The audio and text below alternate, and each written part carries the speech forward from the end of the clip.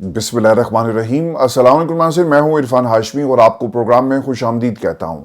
तारीफ़ ही उस रब्बुल इज़्ज़त के लिए जिसकी तरफ हम सब को लौट कर जाना है और जिसके हुजूर हम सब को एक दिन पेश किया जाएगा। दोस्तों, आज 18 अक्टूबर है, दिन है हफ्ते का, और आज की हमारी ये दूसरी वीडियो है। 3 खबरों पर तफसील से हम बात करेंगे।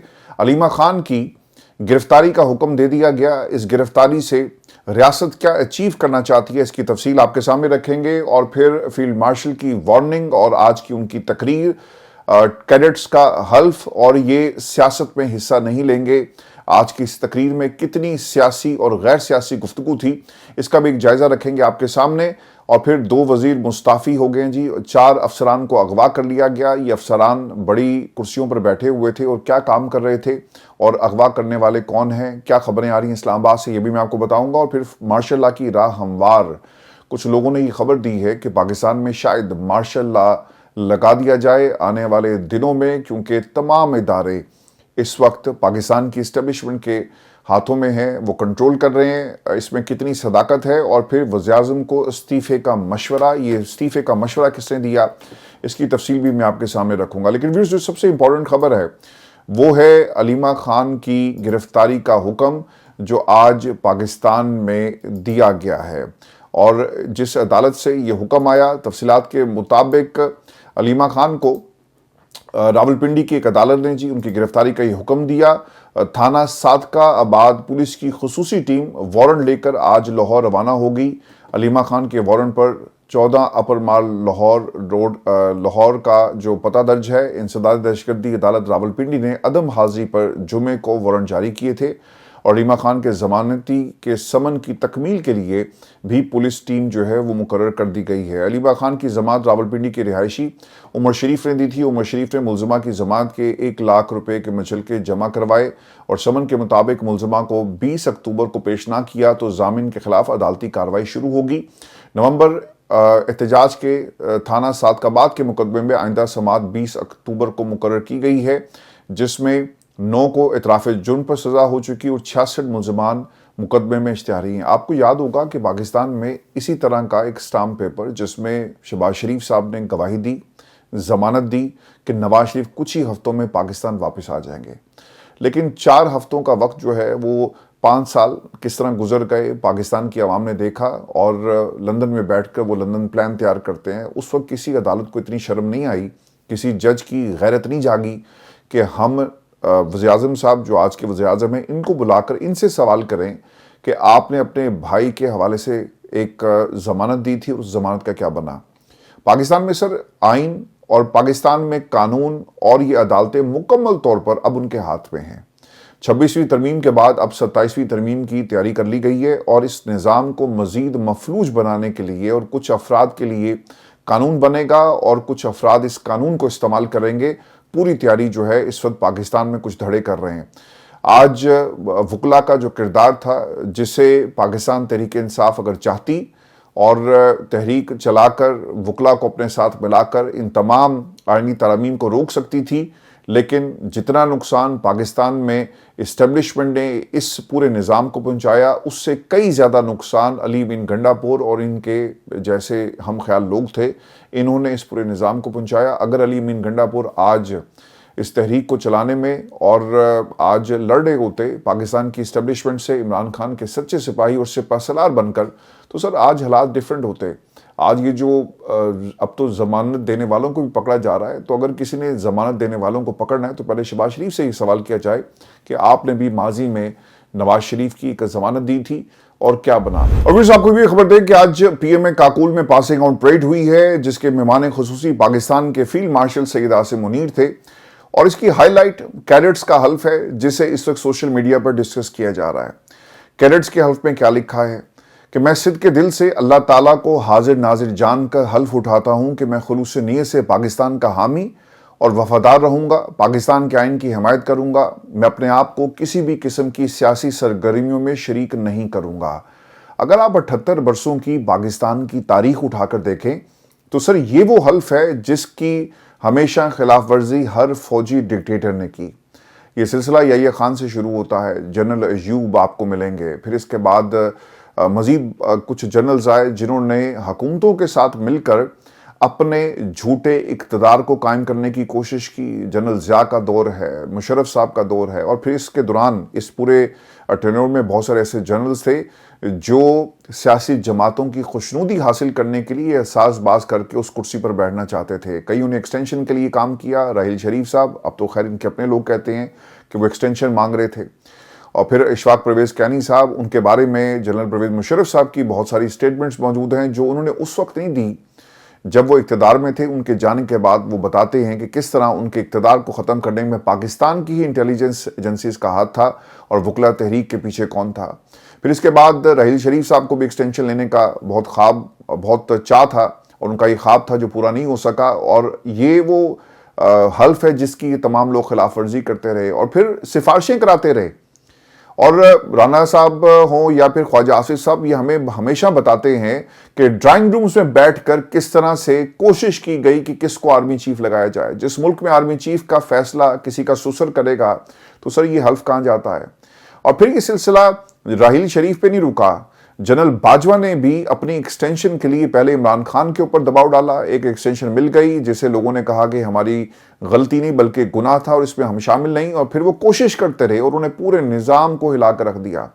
ये तमाम लोग जो प्रॉक्सीज बनकर इन जर्नैलों की पाकिस्तान में रजीम चेंज करवाते हैं, देना हल्फ, वो भी कुरान के ऊपर हल्फ दें और खाएं कसम कि उन्होंने कभी भी पाकिस्तान की सियासत में इन लोगों के किरदार को मजबूत बनाने के लिए कोई किरदार अदा नहीं किया। सर आज अगर इस हल्फ को और ख्वाजा आसिफ के बयान को आप उठाकर देखें और एक कंपैरिजन करें तो ख्वाजा साहब क्या कह रहे हैं। ख्वाजा साहब ये कह रहे हैं कि जनाब रजीम चेंज, हाइब्रिड निज़ाम, यह हाइब्रिड निज़ाम होता है, हाइब्रिड निज़ाम ज़रूरी है। हाइब्रिड निज़ाम अगर बहुत पहले आ जाता तो शायद पाकिस्तान के हालात आज जहाँ पे हम खड़े हैं तो हुकूमतें ना गिरती, नवाज शरीफ साहब घर ना जाते, हमारा इक़्तिदार इसी तरह रहता। हमें ये रजीम चेंज और इसके बाद हाइब्रिड निज़ाम की बरक़ात जो है वो बढ़ा रहे हैं ना, यही हो रहा है ना। तो सर ये हल्फ कहाँ जाएगा। यानी हाइब्रिड निज़ाम का मतलब ये है कि पाकिस्तान की हुकूमत और पाकिस्तान की इस्टेब्लिशमेंट मिलकर काम करेगी। तो पहले आप इस हल्फ को तब्दील करें कि हमारा सियासत में या सियासी सरगर्मियों में कोई शख्स शरीक नहीं होगा। मेरा ख्याल है कि ये सिर्फ कुछ अफराद के लिए है। जब आप आर्मी चीफ बन जाएं, हाँ वो सियासी हो सकता है, बाकी लोग जो है वो सियासी नहीं होंगे। वो कहना ये चाह रहे हैं। पाकिस्तान के अंदर सर 78 बरस की तारीख है। अब इस बयान के अंदर जो आज उनकी तकरीर थी, अगर आप इसको उठाकर देखें, जो चीज़ें उन्होंने कही, पहली बात, हम अफगानिस्तान के लोगों पर जोर देते हैं कि वो दायमी तशद्दुद के बजाय बाहमी सलामती का इंतखाब करें, तालिबान रजीम इन प्रॉक्सीज को लगाम डाले जिनकी अफगानिस्तान में पनाहगाहें हैं। देखें, एक तो ये पाकिस्तान की हुकूमत, हमारे चाहे वो जैसे भी हैं, आपके वज़ीर ख़ारजा का ये किरदार था जो उन्होंने कभी भी नहीं निभाया। इससे पहले भी जो आपके बिलावल ज़रदारी साहब थे वज़ीर ख़ारजा, उनका सिर्फ एक हाथ साफ करवाया जा रहा था इस निज़ाम के ऊपर, चूँकि उन्हें बड़ी कुर्सी पर बैठाना है। उनकी दुनिया के मुख्तलिफ सरबराहान से मुलाकातें, डिप्लोमेसी के अंदर उनकी पहचान करवाना सिर्फ मकसद था। यानी निज़ाम और इंटरनेशनल जो लॉबीज़ हैं उनकी शनाख्त परेड कर सकें कि भुट्टो का ख़ानदान दोबारा से तैयार हो गया पाकिस्तान को चलाने के लिए, तो हमें आइंदा इनके बच्चों से बात करनी है। सिर्फ ये पहचान हो रही थी, ताल्लुकात बनाए जा रहे थे, उन्होंने भी कुछ नहीं किया। तो ये पाकिस्तान की हुकूमत का काम था। ये कभी भी आपके यूनिफॉर्म में किसी भी सरबराह का ये मामला नहीं है कि वो पाकिस्तान की फॉरेन पॉलिसी भी बात करे। आपको सर दुनिया में कभी कोई ऐसी मिसाल नहीं मिलेगी कि एक मुल्क का सरबराह, आपका कॉन्स्टिट्यूशनल हेड, आपका जो एग्जीक्यूटिव है, उसे व्हाइट हाउस में मदऊ नहीं किया जाता। उससे पहले पाकिस्तान की इस्टेब्लिशमेंट के एक हेड को जो है वो आप मदऊ करते हैं और उससे बातचीत करते हैं।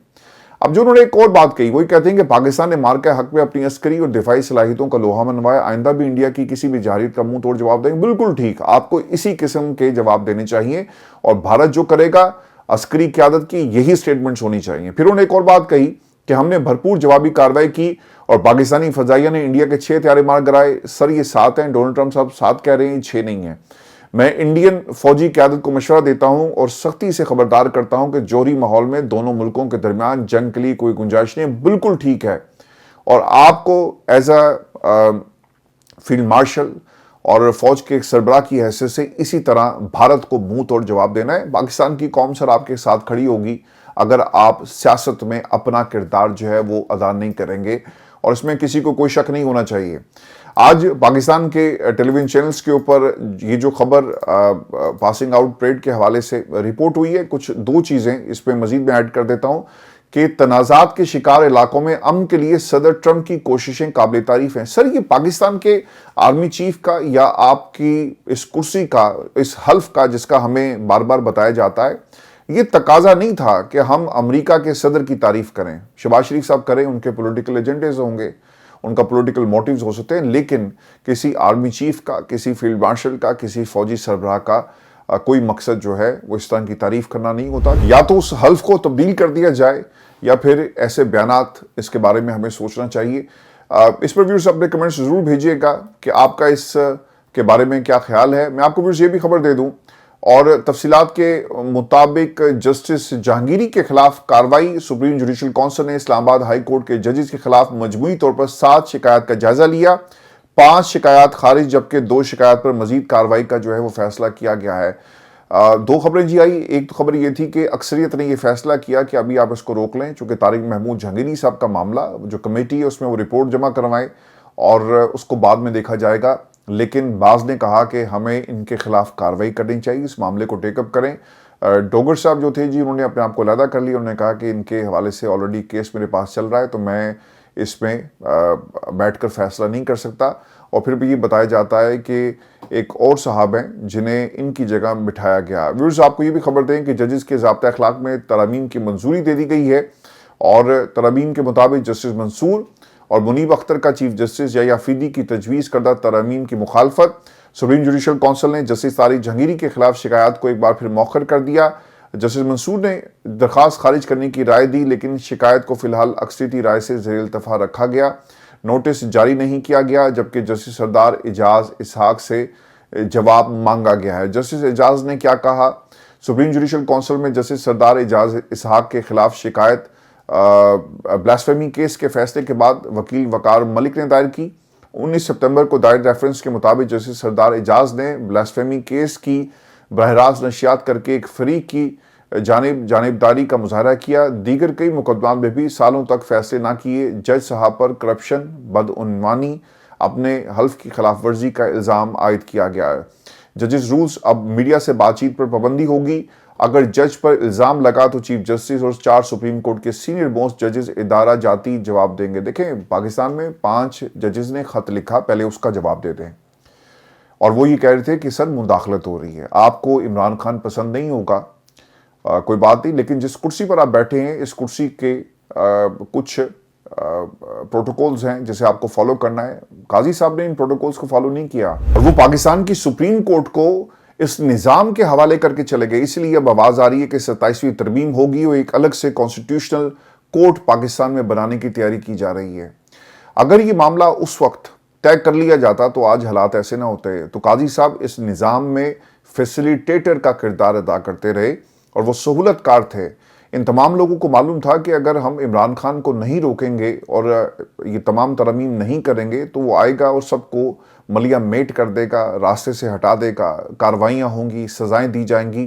اسی لیے ہر شخص اپنی جگہ پر بیٹھ کر اس نظام کی جی حضوری میں اس وقت کام کر رہا ہے۔ تو ویورز، ایک اور بھی بات بڑی انٹرسٹنگ ہے، جب یہ تمام ججز کسی بھی پبلک گیدرنگ میں جاتے ہیں تو وہاں پر یہ خطاب کرتے ہیں۔ جسٹس منصور صاحب کی بہت ساری ایسی تقریریں آپ کو ملیں گی جہاں پر انہوں نے آئین اور قانون کی بات کی، اپنے کیسز کا حوالہ دیا۔ تو اس کے حوالے سے بھی یہ رولز جو ہیں طے کیے گئے۔ جسٹس اطہر ملا صاحب کی بہت ساری تقریریں موجود ہیں جس میں انہوں نے پاکستان میں جو کچھ آئین اور قانون کو سبوتاژ کر کے ایک جماعت کے ساتھ کیا گیا وہ اکثر اس کا حوالہ دیتے ہیں، اور پاکستان میں فارم 47 کی وہ اکثر بات کرتے ہوئے نظر آتے ہیں۔ تو انہوں نے ان تمام لوگوں کو روکنے کے لیے اب یہ رولز جو ہیں وہ طے کر لی ہیں، اور ان کے مطابق اب کوئی بھی شخص جو ہے وہ پبلکلی انٹریکشن نہیں کرے گا۔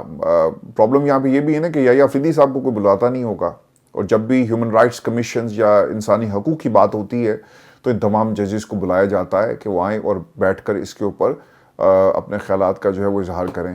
میں آپ کو یہ بھی خبر دوں کہ خیبر پختونخوا کی کابینہ کے نام فائنل کر لیے گئے ہیں، اور 8 وزراء کابینہ میں شامل کیے جائیں گے۔ مینا خان افریدی، ارشد ایوب، عدنان قادری، फजल शकूर, फैसल तरकई, आफ्ताब आलम, फ़खर जहान और आकिब उल्लाह को इसमें शामिल किया गया। मैंने आपको कल ही बता दिया था कि ये एक छोटी काबीना होगी, इसमें ज़्यादा लोगों के नाम शामिल नहीं किए जाएंगे, और उसकी वजह यह है कि इसे इमरान खान से एक मशरूत किया जाएगा और मुलाकात नहीं होती, तो एक छोटी काबीना से ये काम करेंगे और बाद में देखा जाएगा पॉलिटिकल प्रेशर, इमरान खान की हिदायत और फिर पार्टी के अंदर से क्या हवा बनती है, तो उसके मुताबिक ये फैसले जो हैं वो किए जाएंगे।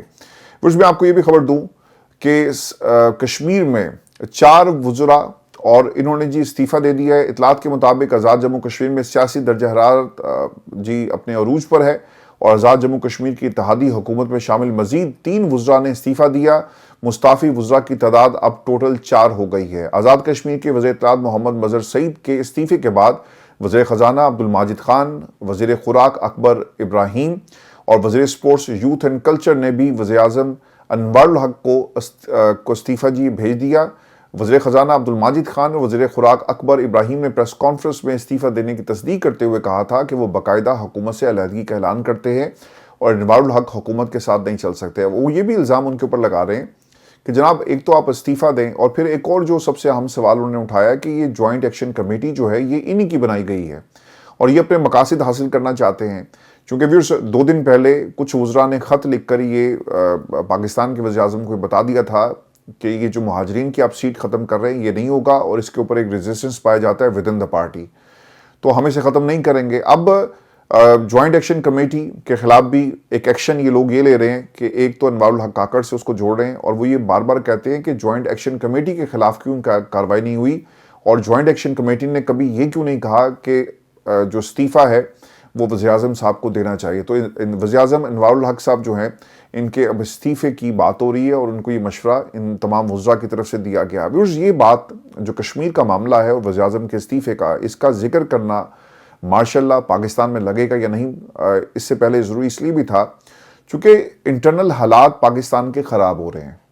केपी के अंदर आपको झंडा और कायद आज़म की तस्वीर और इमरान खान की तस्वीर इस पर बहस हो रही है। अब तो खैर इनके अपने टेलीविज़न चैनल्स बता रहे हैं कि जनाब पाकिस्तान का परचम भी मौजूद था, कायद आज़म की तस्वीर भी मौजूद थी और ये सिर्फ एक बयानिया है, इससे ज़्यादा कुछ नहीं है। और लोग इसके ऊपर केपी के वज़ीर आला को सियासत का निशाना बना रहे हैं। एक हालात वहाँ पे वैसे ही ख़राब थे, ऑपरेशन हो रहा है, आपके फ़ौजी जवान शहीद हो रहे हैं, लोग बेघर हो गए, लेकिन पाकिस्तान में कुछ लोगों की सियासत की दुकान चल रही है। कोई इस मुल्क के अंदर ये नहीं पूछता कि IMF ने आपकी हुकूमत के ऊपर अदम एतमाद किया और कहा कि ये जनाब ये जो डिफरेंस फिगर्स के अंदर आ रहा है ये कैसे हुआ। इस पर एक कमेटी ने आना है पाकिस्तान IMF की और उसको आने नहीं दिया जा रहा। क्यों नहीं आने दिया जा रहा? इसलिए कि अगर वो आएंगे इंक्वायरी करेंगे तो सब लोग बेनकाब हो जाएंगे कि पैसे आखिरकार गए कहाँ, और ये जो डिफरेंस है फिगर्स के अंदर ये कैसे क्रिएट हुआ, शहबाज शरीफ की हुकूमत के लिए एक बहुत बड़ा मसला है। पाकिस्तान में पंजाब में गवर्नेंस के मिसाइल हैं। जिस जमात को आपने दीवार से लगा दिया वो सही थे गलत थे ये बहस बात की, लेकिन किसी को कत्ल करना और उसके ऊपर इंक्वायरी ना होना और लोगों के जनाजे छीनना ये किस मुल्क के अंदर होता है। लेकिन हमें कहा जाता है कि पंजाब की गवर्नेंस जो है वो बिल्कुल ठीक है, सिंध की गवर्नेंस बिल्कुल ठीक है, केपी में गवर्नेंस के बहुत सारे मसाइल हैं। तो पाकिस्तान में जो असल इश्यूज़ हैं पाकिस्तान की आवाम को और मीडिया को इससे दूर रखा जा रहा है और सारा जो इस वक्त फोकस है वो केपी के वज़ीर आला की तरफ है। तो सर हालात आपके इतने ठीक नहीं है कि आप इसके ऊपर सिर्फ पाकिस्तान के मीडिया को कंट्रोल करके ये कहें कि सब अच्छा है। आपको अल्टीमेटली इसकी कीमत अदा करनी पड़ती है। ये हुकूमतें 3, 4, 5 बरस के बाद चली जाती हैं, लेकिन पाकिस्तान की आवाम इसके असरात में हमेशा रहती है।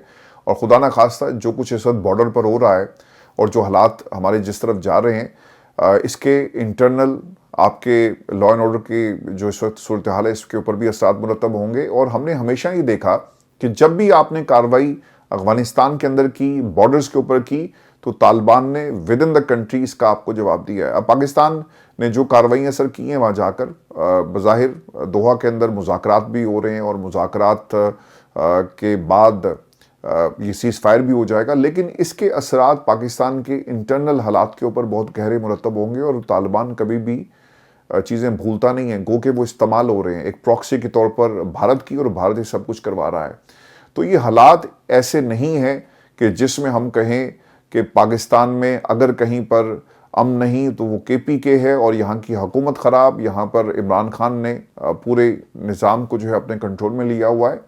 پاکستان کے سر ہر صوبے کے یہی حالات ہیں، صرف رپورٹ نہیں کیا جاتا۔ جس ملک کے اندر لاہور کے بالکل درمیان ایک واقعہ ہو گیا اور آپ اسے رپورٹ نہیں کر سکتے پاکستان کے نیشنل میڈیا پہ، تو آپ اندازہ کریں کہ حالات کتنے خراب ہوں گے کہ اسے نیشنل میڈیا کی زینت نہیں بننے دیا جا رہا، یا کم از کم اجازت ہی نہیں ہے۔ میں نے 2-3 ٹی وی چینلز میں بات کی اور میں نے پوچھا ان سے کہ ہاں بھائی سناؤ، جو نیوز گیدرنگ ڈیسک ہوتے ہیں کہ خبریں کیا آ رہی ہیں، تو لوگوں نے جو فگرز بتائے وہ ہمیں پاکستان کے میڈیا پر چلتے ہوئے نظر نہیں آ رہے۔